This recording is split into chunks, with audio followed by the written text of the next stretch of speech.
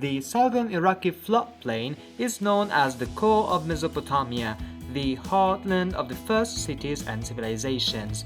The story of this region spans over millennia, during which people shaped the rich flat plain between the Tigris and Euphrates rivers to create large water canals, monumental cities, and extended plowed fields. The King Ghazi Landscape Museum welcomes the tourists in a journey through the history of the relation between people and landscape in ancient Mesopotamia. Physically, where does Iraqi past lay? Where can we find it? People normally are not much aware about this. So the countryside looks like just a flat area, but in fact it encapsulates, it contains a distant, even a very remote past in a very non-visible way.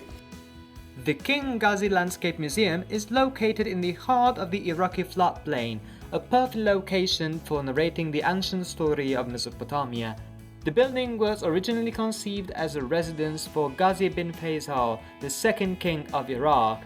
Therefore, the new museum embraces both the ancient and the modern history of the country. We would like to show people where this past lay, actually.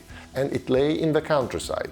What looks like a barren, flat land, only devoted to agricultural activities, in fact, encapsulates a long history.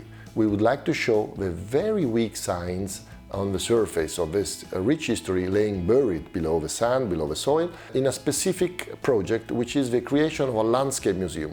We would like to tell visitors how this past can be read, how it enshrines their own history. It's not just a matter of archaeological objects laying beside the sand. No, it's much more than this.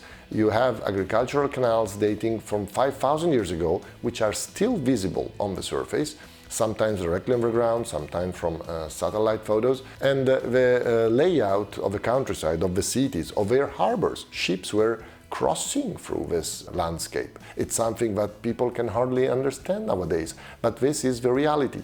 This long story needs to be told in a specific way. This is why we thought to the Landscape Museum of the King Ghazi building in a region which is the heartland of cities. This is the region where cities were born for the first time.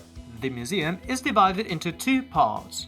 The four main initial rooms illustrate different themes regarding the relation between man and territory. Three other rooms are located beyond the museum's courtyard. Two of them are dedicated to the history of King Ghazi, whereas the third one is an area designed to allow children to learn Iraq's history through play. We do hope you will enjoy this journey through the ancient history of Iraq.